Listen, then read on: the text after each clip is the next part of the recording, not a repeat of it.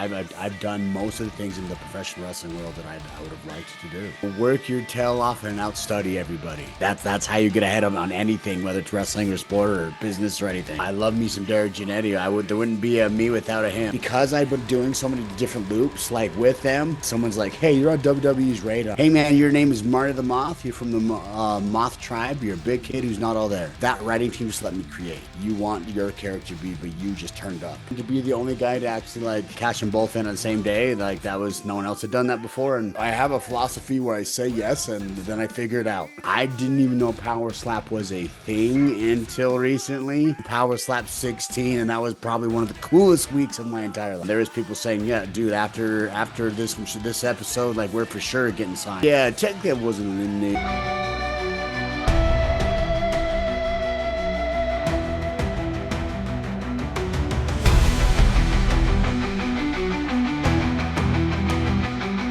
Ladies and gentlemen, hosted by Coach C, Chris Sanders, this is Best for Business.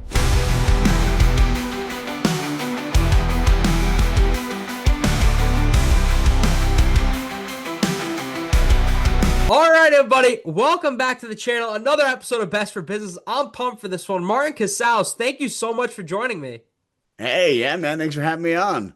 I'm pumped for this one. I remember when I was looking at wrestlers from Utah, it was you or Derrick Jannetty, and I said to myself, there's no way you were going to respond. So the fact that I interviewed Derrick Jannetty and we made this one happen, thank you so much. I love me some Derrick Jannetty. There wouldn't be a me without a him. So Wow. That's awesome that you got him on. I don't think he's ever done. No, it was a hard pull at first. He was trying to point me to other wrestlers, and I said, like, no, pal, I want to interview you. After, I think that's like 15, 20 years of him wrestling. Like you're the one who got him out of his shell to do a podcast. That's awesome. And it's linked to interviews with you, Marty, Daniel's coming up, so I can't thank him enough. Nah, man, he's a great guy. He's a great guy. So hopefully you enjoyed it. I'm curious for you when we talk about getting involved in wrestling. How did you get involved? Because Derrick Jannetty loved to say Utah's wrestling scene was pretty shady, and there wasn't much of it. So for you, how did you start? No joke. It was actually Derrick Jannetty who got me into the wrestling scene. The WWE came into town and I didn't get a ticket. My friend had my friend's friend bailed and they're like, hey, do you want to come to WWE? I have a ticket. I'm like, sure. I went in there and as I'm standing in line, a dude named Derrick Jannetty came up and started handing out flyers for his local show. I'm like, wait a minute, there's local shows? It's like, yeah, there's even a school if you were interested in doing it, like on how to actually make this happen. I'm like, what? My mind was blown because I never knew there was a whole independent scene that I didn't know about and all that. So without Derrick Jannetty promoting like you should at local places, I don't know what my story would be like at this point. Is there like a lesson that stands out learning from Derrick after all these years? Work your tail off and outstudy everybody. It's the same thing I tell everybody. He's a teacher, so he loves his studying. I've learned that throughout the years of just working hard and studying. Like that's how you get ahead of on anything, whether it's wrestling or sport or business or anything. Yeah. When we talked the beginning of your career, obviously, Martin Casaus has an impressive resume, but at first, where does Tristan Gallo come from? Steve Nelson, Stevie Slick, the guy who ran UCW. I started training, like I said, after he handed me that flyer, and I'm like, I don't care what you call me, just put me in the ring. Put me in, coach. Let me call me anything. I don't care what. Just let me in. And he's like, Tristan Gallo. I'm like, what is that? He's like, I looked it up on the internet. It's a strong name. I'm like, okay. He could have called me Dick Van Dyke or something, and I would have wrestled. I don't care. So I was just stoked. So my first promoter made it up because he Googled it on the internet and said it was strong. That's how that came about. And then How long did you use it for? All the way up until WWE Tough Enough. Wow. So I started wrestling in 2003, and then Tough Enough was 2011. So however many years that maths out to. Yeah, when you talk the beginning, UCW, obviously, not much in Utah. Is there a match or moment that sticks out? Obviously, I think you were a 6-time heavyweight champ, 5-time tag, and you did so much more. Is there like a moment that sticks out for you? My first time winning the heavyweight title in Utah. Nice. It was from Derrick. Derrick, what to me was like a Utah legend. So like to be getting as much training in with him as possible. He's the most technically sound guy I've ever been in the ring with here in Utah. And just that being able to go against him and win the championship here, like without me knowing there's an independent scene outside of Utah, I just felt like I was the man of the state. So Yeah. it was a cool feeling. Little did I know that there's a bigger picture and a bigger world out there. Was Tough Enough your first big opportunity wrestling, or if not, what was it? I did some like backstage stuff, like extra work for the Yeah. WWE, but Tough Enough was the big one. Like it's hard to beat 4 million people with your face up there, like. "Ee." So, with Stone Cold Steve Austin and Trish Stratus, like that's hard to beat. What do you think it was about you that made you stand out? It was I did some extra work before, so Derrick and Steve Nelson eventually, I think maybe 2007, 2008 or something like that. We got WWE came back into town. They called him and we ended up getting me extra work. And then I figured out, oh, there's a whole scene out here. I started going out to Colorado and I'm realizing there's a whole how the business actually works. And so after that, I'm like, well, why don't I just do as many WWE shows as I can? So I flew myself to Colorado, then I flew myself to Texas, then I flew myself to California, and I did this giant loop that they do with them. And the Big Show came up to me. He's like, "Hey, man, weren't you here last week?" I'm like, "Yes, I was." He's like, "Oh, that's awesome. So you're from Arizona?" I'm like, "No, man. Wait a minute. You're not from Arizona?" I'm like, "No, no, no, no, no." "Well, where are you from?" "Utah." "Well, we weren't even in Utah." I'm like, "I know. I've been here the last 3 times." And then he walked me in and like, "Hey, give this guy a shot." Little did I know that gave me WWE WWE tryout, but because I've been doing so many different loops like with them, when I got hit up by WWE, I got hit up on Facebook by someone's like, "Hey, you're on WWE's radar," and I think that's where that all came from. Is I just hey, anytime they're here, get your eyes in front of the people you want to get jobs with, and so I was just working all of the states around me until they're like, "Okay, let's see what this guy has." When you're talking Tough Enough, obviously your injury, how do you bounce back from the injury at first? Because you're the first person that goes down with the injury, right? So you never were eliminated technically. Yeah, technically I wasn't So you're eliminated. still technically in. I'm still winning right now. Yeah, my So, money's on you. um, how do I bounce back for that? I had to end up getting surgery, so I got metal in my leg, just a little souvenir from Tough Enough. Um, and it was a big mental game. Like Yeah. the pain wasn't bad. It was a big mental game of just like, hey, I've been an athlete for a while now, I can't do it, but hey, they're gonna call me any minute. And so like that was a big mental game of just, hey, I want to be ready when they call me. Yeah. So that's what drove me to just like come back maybe faster than I should have. What's the recovery? How long did it take you to have your next match after that? It was a couple months. Yeah. I can't remember the exact amount of months I was supposed to be out, but I definitely cut that in like half. Nice. And for a little bit, I probably regretted it because I'm like, yeah, I can still feel this pretty good, but I wanted to be ready for when they gave me a call.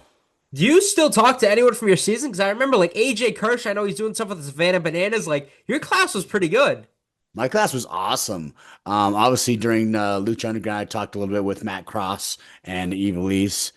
And then I talk with AJ Kirsch every once in a while. Love him. When they come to the Bananas, I already got in my schedule to come see him.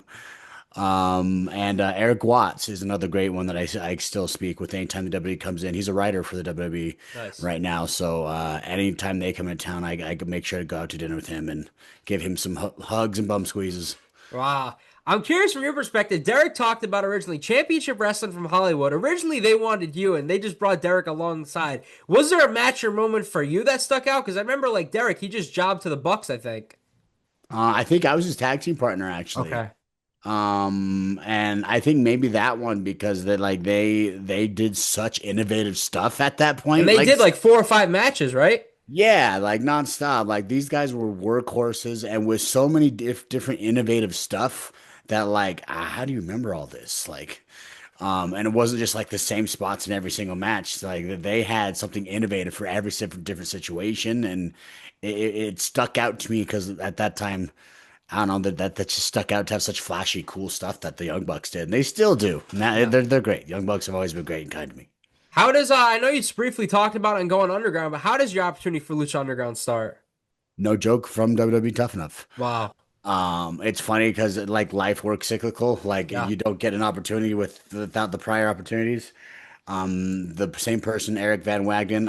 Every single time I'm on a podcast, I give love to Eric Van Wagenen and Krista Joseph. Without them, my life would be so different. So I love you guys, Eric. You guys are the best. Nice. Just yes. Actually, he's the one to help me get on WWE Tough Enough. He's like, hey, he's from has some Utah ties, and so he's like, hey, Utah boy, I want to see what this guy's all about. Plus, he had the recommend from the WWE, so it all just kind of worked out for Tough Enough. And then I get an email or I get a message again on Facebook. Gotta love me some Facebook, bro. Wow. And You don't he's see that like, at all hey, nowadays. right? I'm hardly ever on Facebook. My Facebook got hacked. I lost 20,000 followers on my business page, and then like I just never built it up. And now I have one, and it's just like it's there, but I never check Yeah. it. Anyway, but he hit me up. He's like, "Hey, I am gonna bring Lucha Libre to the United States. Would you be interested?" I'm like, "Yeah." He's like, "You're Mexican, right?" I'm like, "Yeah, I'm half Mexican." He's like, "All right, done. I'll hit you up." And then here we are. 2017 comes and Lucha Underground begins. Wow. What was like the recording process for? Like, how many did you record in advance, and what was like a day in the life for you? We went there like I can't remember, it was Friday, Saturday, Sunday, and we would Okay. record like 3 or 4 a day, depending on what season you were on. Yep. Like some did three, some did four right off the bat, and then I think season one where everything was very close together. So it was like every like two in a row, then a break, and then two in a row, then a break, or something like that. Or maybe it's one every other. I can't remember which one, but it was very close together. Season three was like two this month, and then two this month. Like they were very spread out. But it's batch content, man. It's Yeah. batch content. Just like you Yeah. know very much. But it's the same kind of style we do at Rocky Mountain Pro, where hey, we shoot 4 episodes in a single day, or however many episodes in a day, anywhere from 1 to 4. And then pay-per-views on this day, and then the other day is 1 to 4 episodes. So you have 8 weeks of content from one single weekend. Yeah. How do you remember being told Marty the Moth the idea? Yes. Krista Joseph came up to me and said, "Hey, man, your name is Marty the Moth. You're from the Moth tribe. You're a big kid who's not all there. Go." And I thought that was super cool because I had to figure out let me figure out exactly what they're going for. And Yeah. then that writing team just let me create. Like, I am a big kid. I'm pretty smart too. So, like, the all there-ness can be played out. But, like, I'm a big kid. Like Halloween's my favorite freaking holiday. I'm stoked for Halloween. Wow. But they just, I heard so much growing up that, hey, for like, I think it was maybe from The Rock or something that like you want your character to be, but you just turned up. Yeah. And I was able to create this so much that it was just more of me than not. And Krista Joseph and the writing crew, they was so nice to let me create off of their format they gave me. So, yeah, but the first thing they came up and says, "Hey, you're Marty the Moth. You're a big kid and who's not all there. Go." I was like, "All right, let's see how this works." Do you remember Azteca 4 or Warfare 4? Because I remember that's the first match, I believe, of season 4. Do you remember the atmosphere like going into season 4? Did you know it was going to be the end? We didn't actually Okay. the all the way up to the Ultimate Lucha for our very last match. There was people saying, "Yeah, dude, after this episode, like we're for sure getting signed. Like we already got the money in the bank." I remember people saying like, "Oh, the money's already there." So like there was not even an inkling of like we're not coming back Yeah. in my head, just because I listened to a couple of people hearing that. But you never know. Never say never in wrestling. What does it mean to you to be Lucha Underground champ? You talk about the lineage. For me, it was even cooler to see you hold the Gift of the Gods championship. To be the Lucha Underground, that was sick. It was pretty fun. And to be the only guy to actually like cash those in, win them both, and cash them both in on the same day. Like that was no one else had done that before, and no one else will do it again. Talking about your career, your resume goes on and on. Is it through Lucha Underground after you go to AAA? Yes, through Lucha Underground, I got my chance to wrestle with AAA. My first match in Mexico outside of the country was with 28,000 people at Triple Mania versus Rey Mysterio. I'm No like, biggie. Yeah, no what is biggie. life? What is life? Life's awesome. Yeah, how was that match? It was super easy. Yeah. Like I got to wrestle one of my dudes I watched since I was a kid. Plus surrounded by like Ricochet, Jeff Cobb, Mil Muertes, Ray Horace. Like there's such talented guys, and with the 6-man match, you just pick where you want to have fun and have fun. Yeah. And that was one of a great way to be trained into the lucha libre experience there. Talking about your career, having fun is something that always stuck out about you. So I'm curious for this. Pro wrestling, you've done so much, but when does the idea come for having interest or any interest in Power Slap? I didn't even know Power Slap was a thing until recently. But and then my buddy Sin Bodhi, WWE's Kazarni, good man, love that man, I've known him for years. And he called me up and he's like, "Hey, I'm talent relations for this Power Slap. Have you seen it?" I'm like, "I think I've seen clips." He's like, "Okay, well, it's just like taking a clothesline to the face." So and you've taken many clotheslines to faces, and here's all the details, da da da. And I'm like, all right, I have a philosophy where I say yes, and then I figure it out. I figured that gives me more opportunities in life to say yes and just like see what happens. So, and man, I just got back from Power Slap 16, and that was probably one of the coolest weeks of my entire life. Walk me through, how was your experience in Dubai? Because I was seeing the social media prior. You were having a blast down there. Oh man, I rode camels. That was cool in the middle of the desert. We bought this desert excursion. Zicky Dice, the guy I actually fought. We all went out together and we went like four-wheeling on this Toyota. It was like sideways in the desert. They did belly dancing and a fire show and like a dinner out there.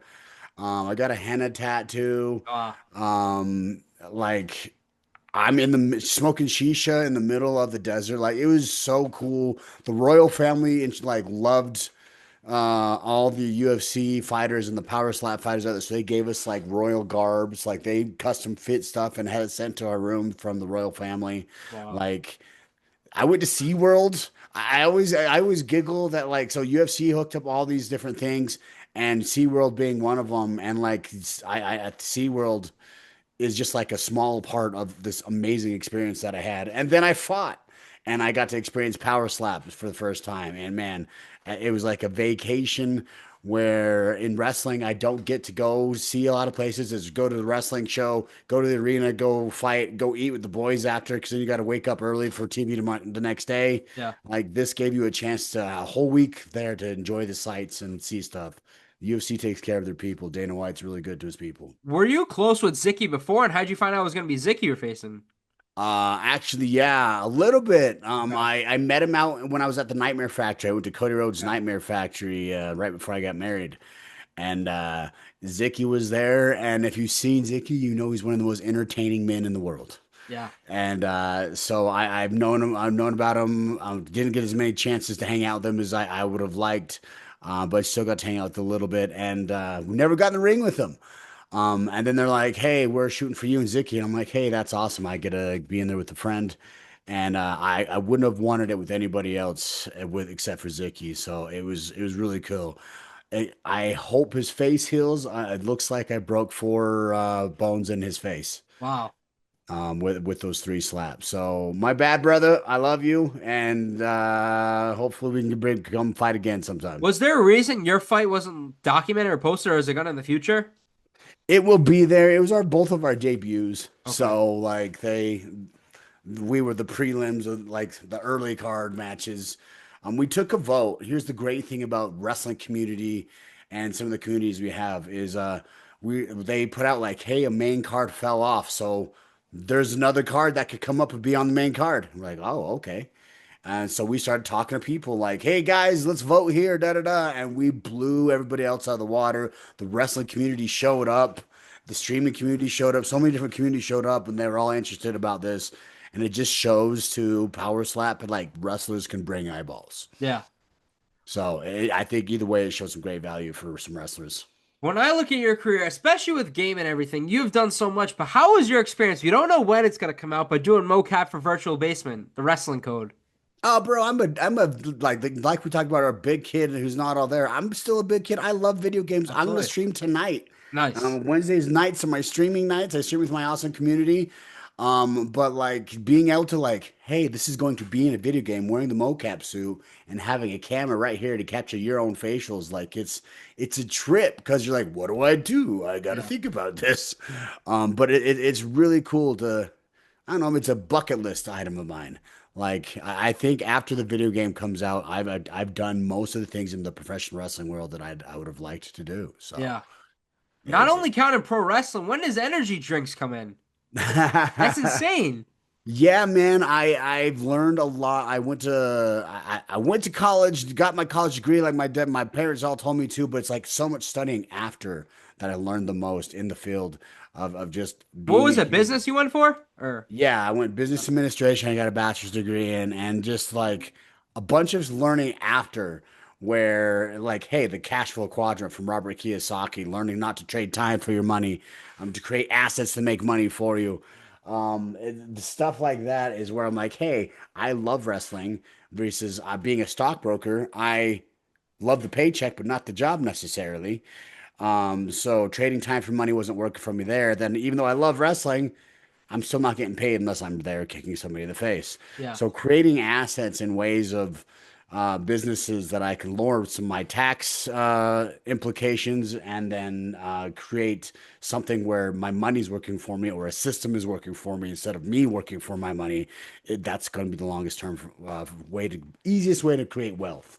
And so I'm like, I drink energy drinks all the time, probably too much to be honest. Yeah. In fact, I got smarter and realized, hey, I'm getting up there. I'm 40 years old now. That's like a awesome because it's way better than the alternative, and maybe 5 energy drinks a day isn't a good thing for my heart. So I changed some of the content around so I don't have as much caffeine in the energy drinks, and I came up with energy drink by myself. So I figured do what makes you happy and find a way to monetize it. I love energy drinks. Let's get some energy drinks. So go to rmpraskl.com. That's why streaming happened. Is like I love video games. Let's see what happens on how do you monetize video games? Stream. Yeah. And little did I know an amazing community would come from it too. And that's been a blessing upon blessing. So, What is the process for creating an energy drink? know people smarter than you in that field of drop Okay. shipping. That's another big lesson that I've learned is you don't know what you don't know, but I know, hey, I want to do this one thing. If you get around the people that are smarter than you in that field, and they can help you fill in the cracks. And so they helped me with drop shipping, setting up the warehouse, branding it, taking care of everything. It's been amazing. What this is insane. We talk pro wrestlers. You've had energy drinks, you stream, but when is creating your own digital payment platform come in? The American people and the Canadian people, I believe, are getting screwed from a flawed financial system. Okay. I don't know if you notice things getting more expensive everywhere. Yeah. The same house that I bought for $225,000 in 2009, I sold for 600,000 just like a year and a half ago. Just thinking about that, if it was me, if I was coming out of college and was trying to buy the exact same house that I just sold, that I bought back in 2009, it would be like a $3,500 mortgage payment. Yeah. And I don't know how many people come out of college and have a 3,500 debt to income ratio to get approved for something like that. And this was buying no larger, like a huge house. I loved my house, but like, I don't know if you notice things, times are hard for a lot of people. Yeah. And so there's a problem. And there's a financial system out there, which I had no clue about even after coming out of college. That's where like reading books on economics comes in. Insidious by Owen Woodward, Robert Kiyosaki's Cash Flow Quadrant, Rich Dad Poor Dad, and learning the field of money. Like there's a problem out there, and there's a lot of monopolies. And if you notice, Visa and MasterCard are the only way to go get groceries, unless you're going to pay cash, which I hardly carry cash around at all Yeah. with me. Um, um, Unless there's a monopoly. I can't go there and pay with Venmo or PayPal. And you just can't do it. So Yeah. what we did is we saw a problem. Hey, Visa and MasterCard get paid more than the entire wrestling industry, the entire entertainment industry, the entire NFL, NBA, put all the sports together. Visa and MasterCard make more than that entire industry all put together and clumped together for just taking your money from a swipe and putting it in their bank account. So it's messed up. So we saw that. We were like, hey, let's get rid of these transaction fees that everybody knows they're getting swiped with every single time they swipe their card. So let's get rid of that. Let's pay the profits back to the people and give the power back to the people. So we're paying everybody for their consumer spending already. And it's been so cool to learn all this stuff. And it's been so cool to help give people a little bit extra income to save their lives a little bit. When you talk, you're doing payment plans, you're doing energy drinks, you're streaming. What is next for you? I have about 1,100 apartment buildings being built right now in Utah and Wow. Texas. Again, assets that'll just work money for you. I'm excited. I'm getting them built right now. We got the first level of the ones in Utah being built right now. By next Thanksgiving, we'll have the second building. So that'll be 200 being built. There's 700 something being built over in Texas, and that's going to take about 5 years to go all together get Yep. built. So more buildings, I hope. Yeah. More slap fight, I hope more streams, more wrestling, helping more people create an income for themselves or create assets for themselves to create some freedom for themselves. Hopefully, making an impact on as many people as I can in some way. You talk about streaming. So what is your schedule? You stream some days at Mercury, some days by yourself, or what's your streaming schedule like? That's right. Every Wednesday night on Yep. Twitch and YouTube, I stream games with my community. Probably it's going to be since it's that's where we hang out on Wednesday nights. On Thursdays during the day, I hang out with Rocky Mountain Pro CEO Mercury Yaden. We stream some retro games. He's all about retro, and I didn't get stuff in games until like Nintendo 64. Okay. That's when I rocked was Nintendo 64. WWF No Mercy? Yeah. What? WCW Revenge? What? That was my jam. But he is kicking my butt in Tecmo Bowl, and I've never played Tecmo Bowl, so he's slaughtering me. So and we play some Mario Kart, etc. Mostly the retro games, but that's Wednesday night and Thursday during the day. I finally get to set aside some time and just play games like a kid and do some of the stuff I love. You talk about Rocky Mountain Pro. Is there a moment so far in your career that sticks out for them? Obviously, you talk about streaming weekly, recording in advance, and especially doing it on Twitch. You must be up your alley. Yes, it's perfect. And with the production out there, it is like production I've never seen anywhere else. Like it's just like Lucha Underground. It's just like Impact. It's just like the WWE. It's just that their camera guys are amazing. Like, man, it's such a great thing out there. No, I don't know any other independent wrestling promotion that has over 100 shows that are professionally produced, has 2 weekly television shows out every single week with the production quality like this. It's insane. But yeah, I think doing my weapons of mass destruction match is probably one of the funnest moments there in Rocky Mountain Pro. That was just kind of like an exclamation mark on like, hey, this is some of the stuff I did in my career, and I'm doing it where I've spent so much time. In Colorado was where I first started going around and wrestling around the most, and getting out of Utah. So I have a soft spot in my heart for Colorado and Rocky Mountain Pro.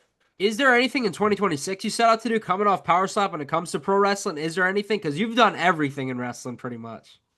Pretty much, but the never keep going without any goals. Right now, I'm on my have as much fun as physically possible Nice. tour, and leave it better than I found it. So what I'm trying to do is I've sponsored Rocky Mountain Pro with my company Starfish.